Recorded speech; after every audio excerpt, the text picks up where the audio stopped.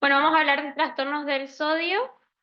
Para los que no me conocen, soy Nadia, residente de tercer año. Todos me conocen. Bueno, vamos a dar una pequeña introducción. Vamos a hablar de las disnatremias, hiponatremia y hipernatremia. Vamos a desarrollar dos casos clínicos, uno para cada uno. Bueno, luego doy unas pequeñas conclusiones y la bibliografía. Bueno, ¿qué es el medio interno para empezar? Es un estado de equilibrio que existe entre el agua y los solutos de nuestro cuerpo, principalmente en el volumen plasmático. Se regulariza a través de mecanismos de retroalimentación y, bueno, este balance, este equilibrio que existe, se puede alterar a causa de enfermedades o tratamientos de esas enfermedades. ¿Cómo se mantiene este equilibrio? Con intercambio de agua y solutos entre el líquido intracelular y el extracelular, las fuerzas osmóticas y oncóticas de los solutos presentes en el medio. Ahí, ahí está. Bueno, principalmente la bomba de sodio-potasio ATPasa, la hormona antidiurética, el mecanismo de la sed y los mecanismos aferentes y eferentes. Bueno, acá pueden ver, les quiero explicar con este cálculo de osmolaridad plasmática lo importante que es el sodio, ¿no? En este mantenimiento de la ósmosis, que en el cálculo de osmolaridad plasmática el sodio se multiplica por 2, mientras que la glucosa y la urea podemos ver que no tiene tanta importancia porque la glucosa se divide por 18 y la urea por 3, ¿sí? Acá tenemos, les hablo un poco de los mecanismos aferentes y eferentes que le había nombrado antes, que bueno, los aferentes son los receptores de volumen, ¿sí? Que van a desencadenar la liberación del sistema renina-angiotensina-aldosterona, el mecanismo de la sed, la secreción de hormona antidiurética, y los mecanismos eferentes son las regulaciones de la excreción renal de sodio y la hemodinamia sistémica, por la liberación de otras cosas como catecolaminas y demás. Eso como una pequeña introducción. Vamos a hablar de las disnatremias entonces, que son desbalances electrolíticos, son los más frecuentes en la edad pediátrica, y bueno, se produce cuando hay una alteración en los valores plasmáticos del sodio por fuera de la normalidad. Es muy importante porque tiene alto potencial morbi-mortal. Inicialmente vamos a hablar de la hiponatremia, que es cuando el sodio plasmático se encuentra por debajo de 135 equivalentes por litro, pero tiene importancia significativa cuando está por debajo de 130. La hiponatremia se puede dividir en tres grandes grupos que cursan con osmolaridad plasmática baja, normal o alta. En la osmolaridad baja tenemos la hiponatremia hipovolémica por pérdidas renales o extrarrenales, y en estos casos lo que nos va a guiar no solo es la clínica del paciente, sino el ionograma urinario. Y luego la normovolémica e hipervolémica, que las dos se agrupan en un mismo grupo y podemos tener sodio urinario elevado o normal, ¿sí? Y acá vamos a ver pacientes con uso de diuréticos, secreción adecuada de la hormona antidiurética y enfermedades crónicas. Bueno, y luego tenemos con hiponatremia con osmolaridad plasmática alta, que es por una hiponatremia dilucional, que se pueden ver en los pacientes con hiperglucemia o en el uso de mannitol. ¿Cómo hacemos el diagnóstico de hiponatremia? Bueno, inicialmente, como siempre, la anamnesis. Vamos a preguntar los antecedentes familiares, la enfermedad base del paciente, la diuresis en los últimos días o en las últimas horas, la ingesta de agua y si usa o no diuréticos. El tiempo de evolución, si es dentro de las 48 horas es aguda y si no se podría establecer que sea crónica. El examen físico, vamos a hablar del estado de hidratación del paciente, el peso, si hubo cambios en los signos vitales, y vamos a hacer un examen neurológico exhaustivo. Vamos a iniciar el balance de nuestro paciente internado y vamos a realizar exámenes complementarios. En sangre vamos a pedir un estado ácido-base con ionograma, una glucemia y urea, y en orina, una orina completa con ionograma, y si nos queda duda de sobrecarga de líquidos, podemos pedir una teleradiografía de tórax para ver redistribución de flujo o cardiomegalia. Bueno, vamos a prestar mucha atención a la clínica en este examen físico. Pacientes con hiponatremia, principalmente las de rápida instauración, pueden tener disfunción del sistema nervioso central, eh, eh, y son graves los casos en los que hay una anatremia menor a 125 equivalentes por litro. Estos síntomas cursan con cefaleas, náuseas, vómitos, letargia, desorientación, disminución de los reflejos, calambres y cuando se vuelve más grave, convulsiones, coma, daño cerebral permanente o muerte. Bueno, vamos a hablar del tratamiento de la hiponatremia y para esto hay que dividirlas en sus grupos. Ya sé que parece un montón, pero bueno, las hiponatremias es un poco más largo que las hipernatremias y más complicado. Tenemos la hipernatremia aguda sintomática, que puede cursar con síntomas neurológicos severos o moderados.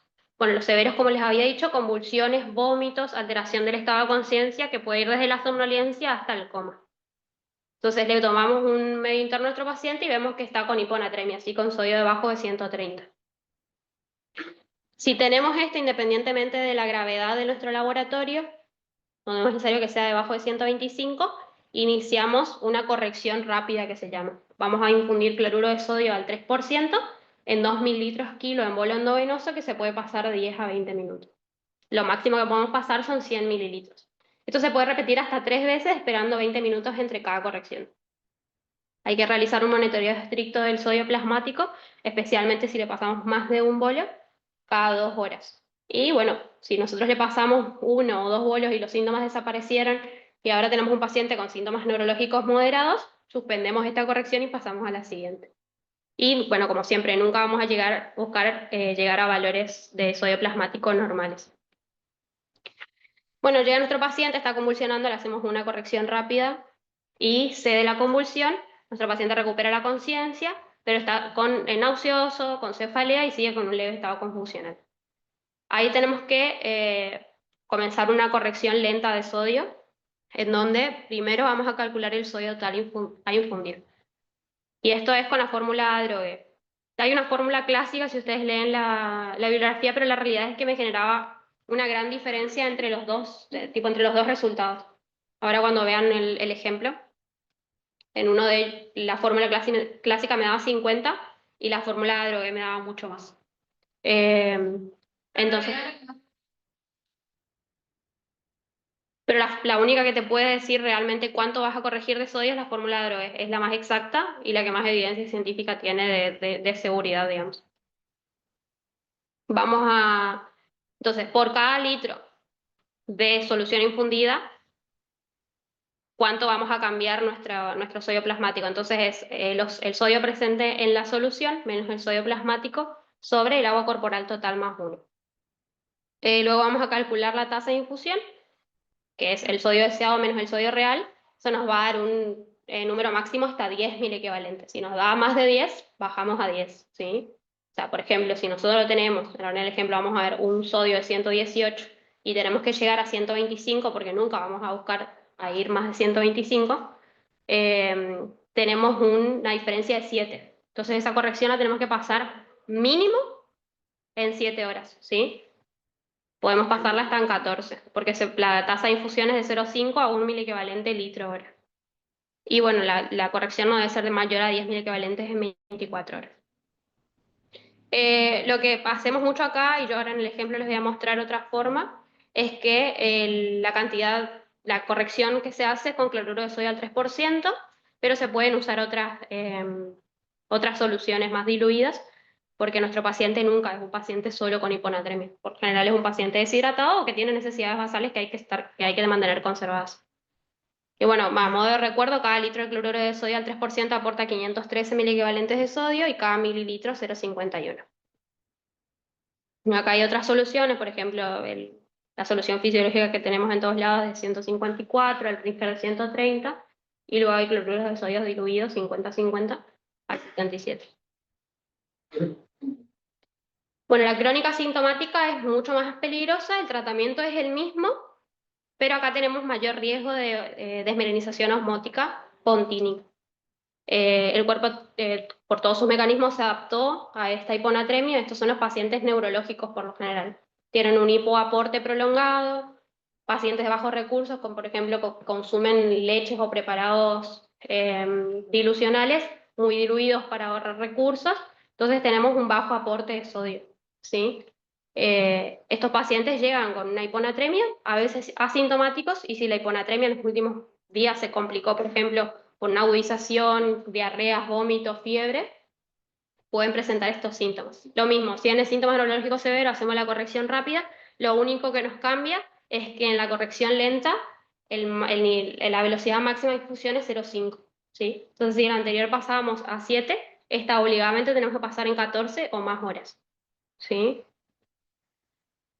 Luego tenemos la presentación más común en pediatría, que es la hiponatremia hipovolémica, que es secundaria a deshidratación por pérdidas, y tenemos con o sin signos de shock. Con signos de shock, lo mismo de siempre.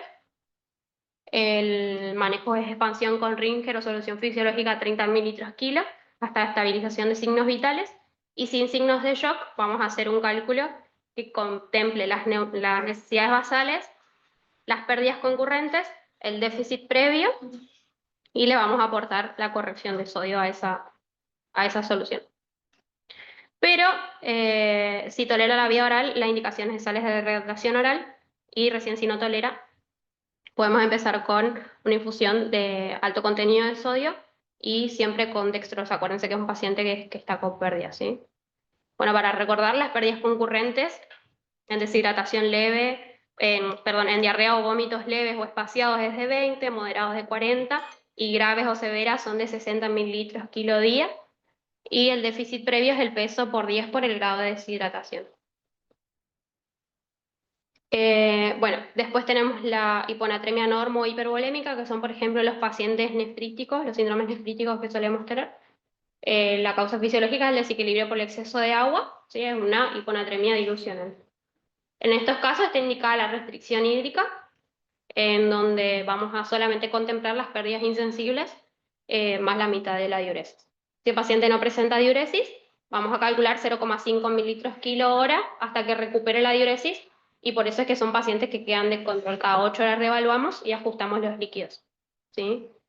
Bueno, acá tienen las pérdidas insensibles, los primeros 10 kilos, 1 mililitro kilo hora, luego se suman esos 240 y de 11 a 20 son 0,75 mililitros kilo hora por arriba de 20, y luego 420 más 0,5 mililitros kilo hora por arriba de 20 kilos. Si nuestro paciente persiste anúrico o tiene fallo renal en los índices de laboratorio, la indicación es de diálisis peritoneal, ¿sí? No hay que retrasar esto. Bueno, y acá hay un calculito que habla de el agua a eliminar, que vamos a, si el paciente conoce su peso previo y si no le calculamos el peso seco, el agua corporal total presente menos el agua corporal total normal, vamos a eliminar esto, ¿sí? Luego el agua corporal presente es igual al sodio deseado por el agua corporal total normal sobre el sodio real. Son unos calculitos como para que recuerden más. Y siempre recuerden que el agua corporal total en el paciente pediátrico es el 60% de su peso. Luego hay situaciones especiales que nos solemos encontrar nosotros en los pacientes internados en clínica, que son, bueno, hiponatremias secundarias al cuidado de la salud o a procedimientos realizados intentando llegar a la salud, ¿no? Tenemos la hiponatremia adquirida en el paciente hospitalizado, en donde el paciente tiene soluciones con bajo contenido de sodio, ¿sí? Pacientes que tienen predisposición a realizar terceros espacios como los pacientes quirúrgicos. Y en estos casos vamos a colocar soluciones de mantenimiento que tengan entre 70 y 154 miliequivalentes litros de sodio, dependiendo de cada caso y según los laboratorios. Bueno, obviamente vamos a aportar dextrosa y vamos a adaptar en cada caso. En el paciente quirúrgico se recomienda siempre aportar potasio, ¿sí? por el ayuno. Y luego los pacientes neuroquirúrgicos pueden desarrollar dos síndromes. El síndrome de secreción inadecuada de hormona antidiurética, y en estos casos es correcciones de sodio si es sintomática la hiponatremia y si no la restricción hídrica, y el cerebral salt wasting, que es un síndrome perdedor de sal, ¿sí? de causa central, en donde el tratamiento va a ser reposición de agua y sodio vía oral o endovenosa, y en casos más graves, fludrocortisona, que bueno, eso se indica 0,1 miligramos kilo día, máximo 0,4 miligramos día. Tratamiento vía oral. Por lo general, hay pacientes que tienen estos síndromes de manera transitoria post intervención quirúrgica. Luego lo que tenemos un montonazo son pacientes con sistema de derivaciones ventriculares externos, en donde este líquido cefalorraquídeo se pierde al exterior, no se reabsorbe en peritoneo como los pacientes con válvulas permanentes. En esos casos las reposiciones de sodio deben ser si el paciente no tiene vía oral conservada, solución fisiológica con dextrosa y potasio, que corresponden a las necesidades basales más la pérdida de líquido cefalorraquídeo, o sea, hacerse reposición volumen a volumen. Se revalora cada 6 horas y si no se puede hacer con solución fisiológica o Ringer lactato, como les dije, volumen a volumen. Y bueno, si el paciente tiene la vía oral conservada, una solución de cloruro de sodio bebible que aporta 4.000 equivalentes litros. Vía oral o sonda nasogástrica, ¿sí? Bueno, luego tenemos el hiperaldosteronismo secundario o alteración de reabsorción de sodio y agua, y en estos casos, bueno, restricción de agua y sodio y reposición de pérdida según el balance. Bueno, acá para que vean las diferencias, esto lo lean con más detenimiento, está en el Canva de la residencia, la diferencia que hay entre el cerebral salt wasting y el CIJAD. Bueno, acá podemos ver que el tratamiento con líquido es reposición en el cerebral salt wasting y en el CIJAD es restricción. Por eso es bien importante diferenciar las dos entidades. Bueno, vamos con el caso clínico. Paciente femenina de 2 años que es previamente sana, llega con 24 horas de evolución de vómitos y diarreas, posterior a una estancia en un balneario e ingesta de comida copiosa. La madre refiere que intenta administrar agua en las últimas horas, pero que la niña vomita todo y aún tiene diuresis conservada, pero es escasa. Ingresa en regular estado, está normoperfundida, tiene mucosa seca, enoftalmos, llanto sin lágrimas, que oscila con periodo de somnolencia y escasa respuesta a estímulos. Y bueno, mientras estamos evaluando, tiene un episodio de vómito gástrico. Peso previo de la madre refiere 12 kilos, actualmente pesa 11, y los signos vitales son 120 latidos por minuto, 32 respiraciones, 36 grados 2, la TA 162 que da una TAM de 65. Entonces, valoramos a la paciente, podemos decir, calculamos las necesidades basales, el grado de deshidratación, en este caso a 8% que es moderado, si calculamos el déficit previo de 960 mililitros.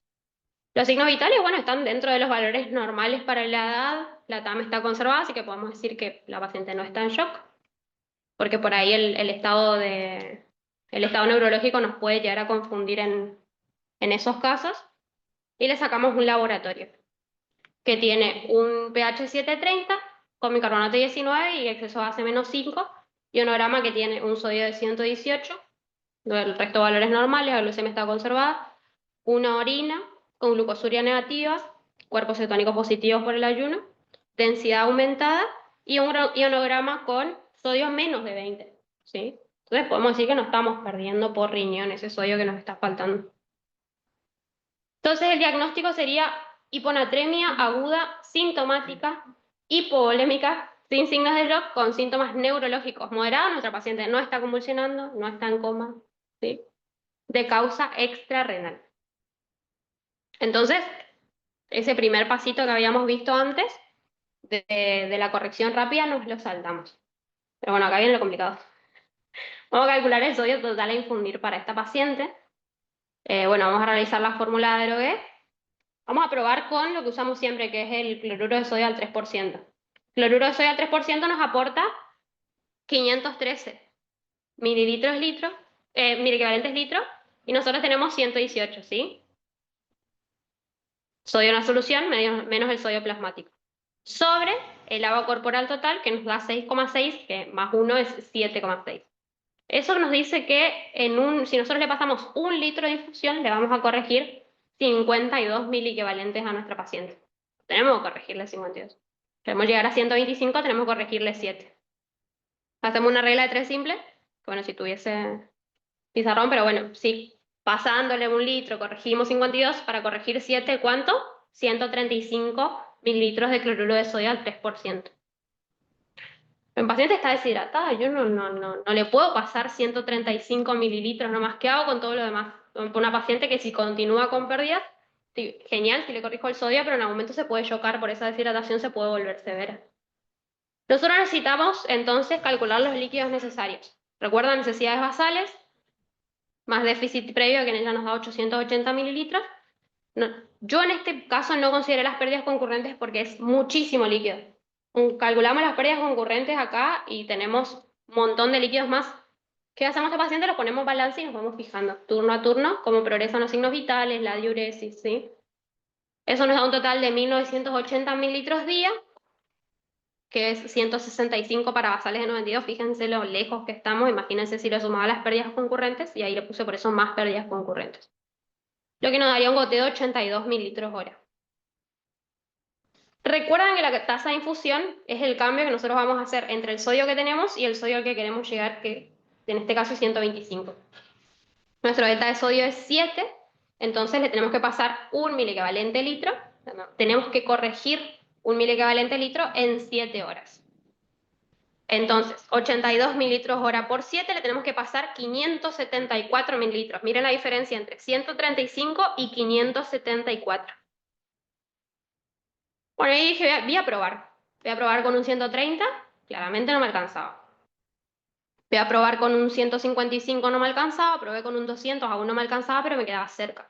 Entonces probé con un 210. Si le aporto 210 miliequivalentes litros, le resto el 118 que yo tenía sobre el agua corporal total más 1, me da un total de 12,1 si le paso un litro. Regla de 3 simple. 210 corrige 12,1, 574, ¿cuánto va a corregir? 6,9 te da.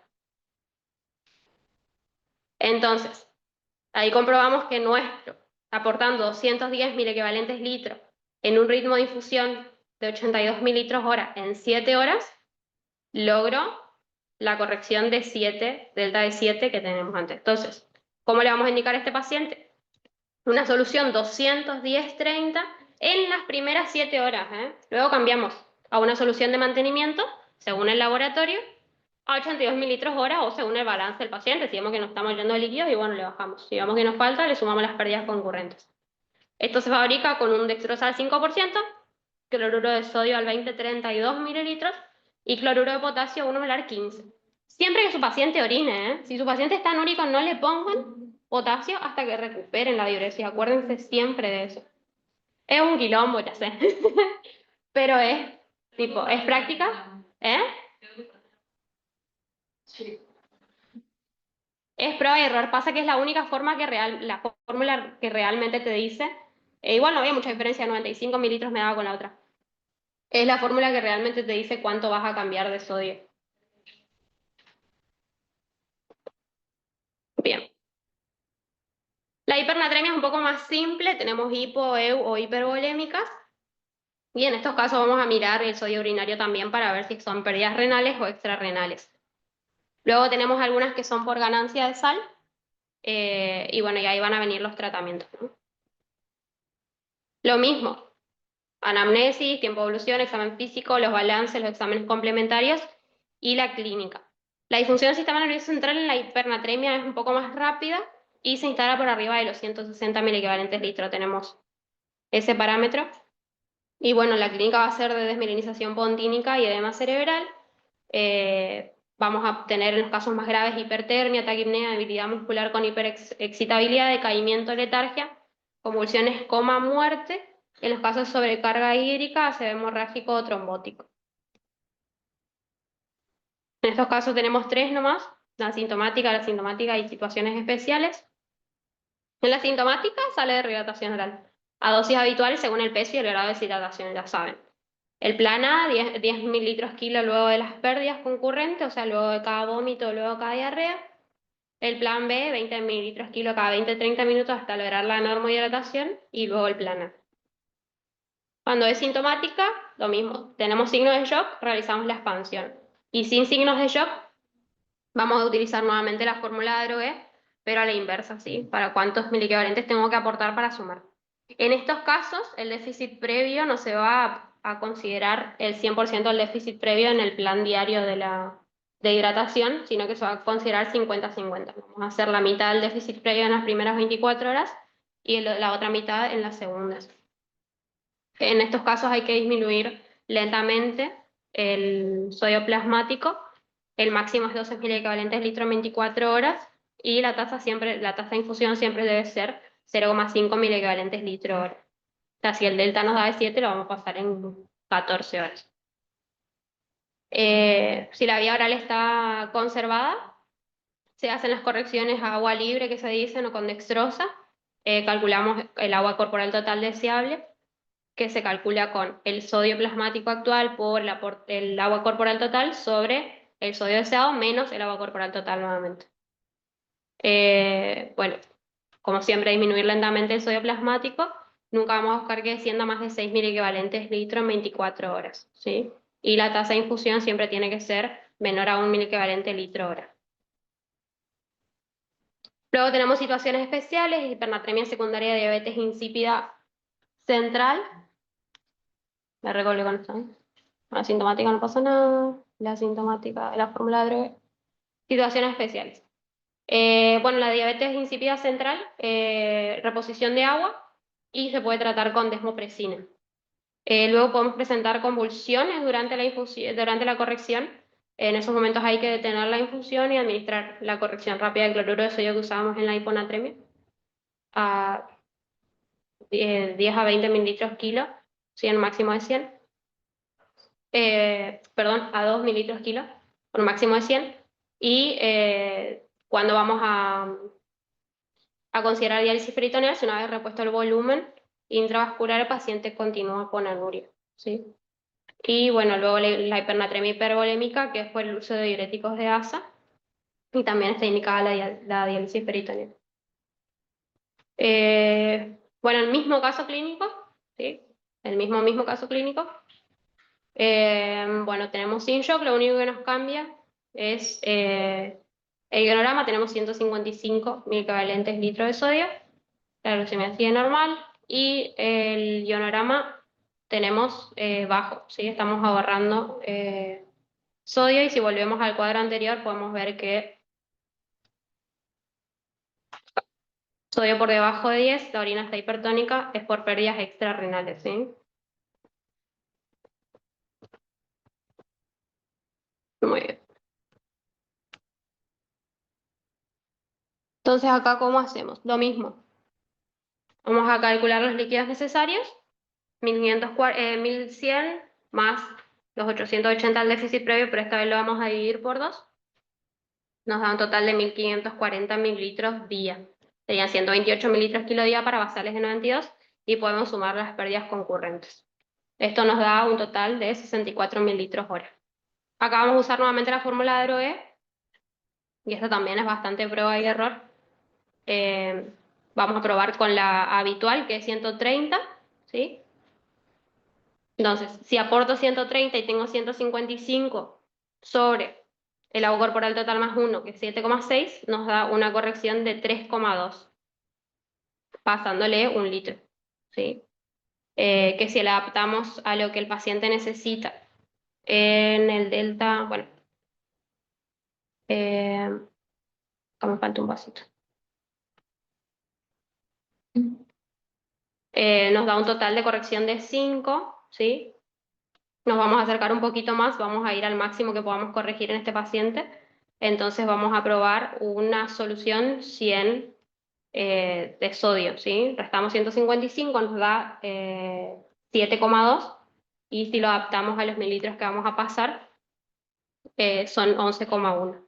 Entonces, vamos a realizar una solución 130 en las primeras 24 horas, y luego vamos a dejar con una solución de mantenimiento, ¿sí? O según balance. Esto es ir lo mismo, hacemos el delta de sodio y vemos en cuántas horas tenemos que pasar.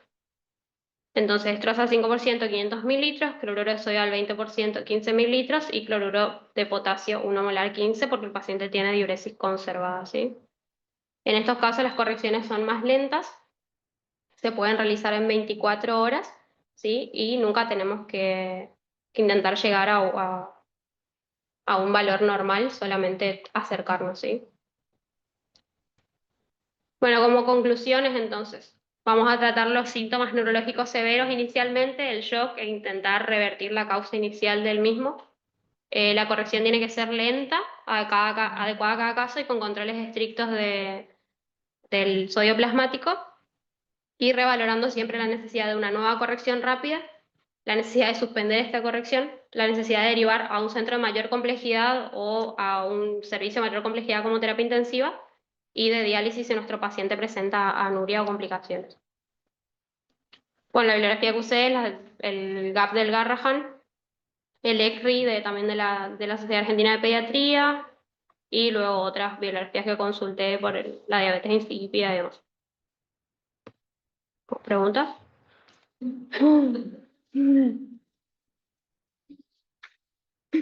Es un montón, ya sé. Es práctica. ¿Tenía otra formulita? Sí, hay otra formulita. Pero es la que dice la clásica. La clásica. Aporta muchísimo menos, es la corrección de hiponatremia y aporta muchísimo menos sodio del que realmente vas a necesitar para corregir. Le aplicás a esa fórmula, la fórmula de Drogué y no llegas.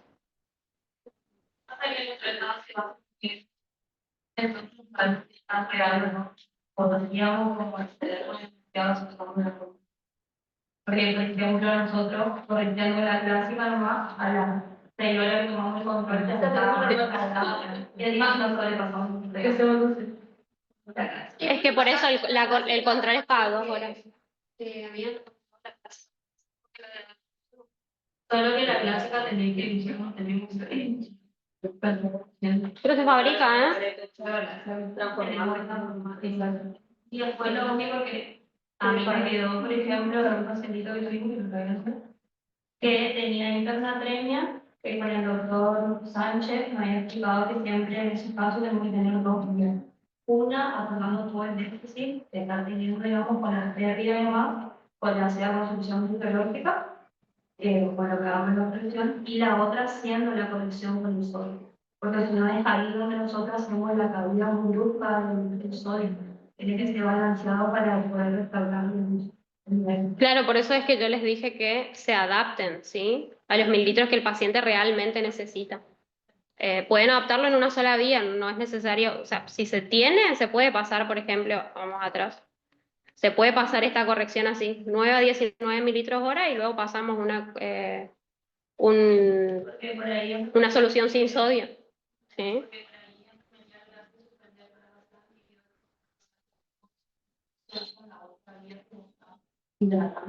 Claro.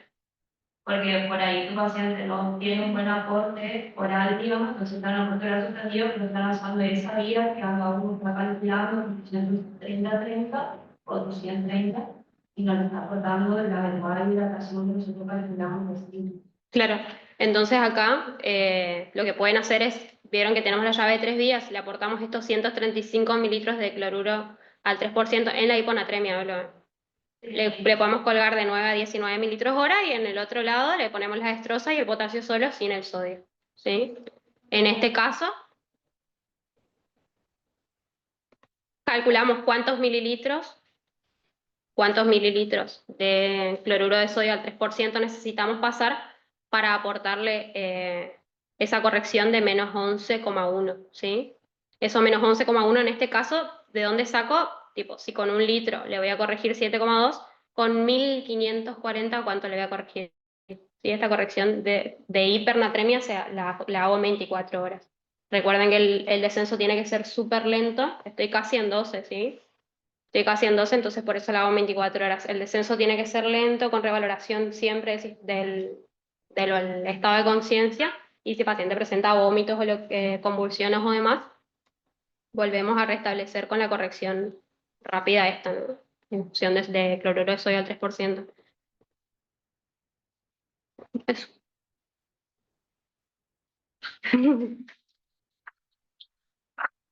Es muy complejo. Tenía la fórmula clásica acá, pero la borré para no confundirlos más. Pero bueno, la bibliografía está, ¿eh? La pueden buscar y... Lo único que sí me aportaba muchísimo menos sodio en la resolución del caso clínico, por eso para que puedan entender, porque después si hacen la fórmula clásica y aplican la fórmula de Drogué van a decir, pero no me cierra, no me está corrigiendo lo que yo necesito. Por eso nada, cuando inician una corrección de sodio, bueno, nada, monitoreo continuo y siempre prestar atención al medio interno, o sea, no duden en repetir el medio interno cada 2 horas si es necesario, sí, cada 2 o cada 5 horas. Gracias.